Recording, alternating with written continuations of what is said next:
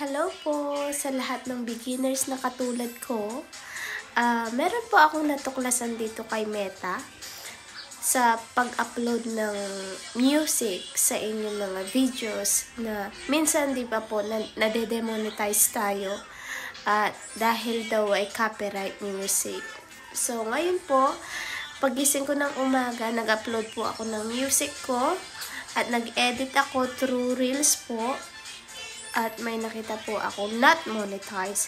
Pero dahil po nalaman ko yung tinatawag na royal free music, nandito po iyon. At pwede po siyang gamitin sa mga videos nyo. Pwede siyang ilagay sa background music nyo kung wala kayong malagay na music kasi nakaka-copyright po tayo. Punta po tayo sa Create Reel.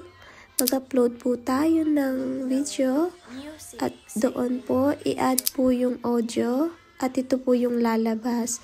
Kung nakikita nyo po meron siyang not monetizable at nag-type po ako ng royalty free music o nilagay ko po introduction kasi po yung aking video is about introduction na gusto kong ganong music ang lalabas. So, makikita nyo po dyan ay maraming royalty free na pwedeng ilagay po sa background. So, nilagay ko na po, nag-process na po yung music. Ayun po. Madali lang po siya. Kung nakatulong po itong videos na to, mga kaalaman po, like and share and follow na din po ako.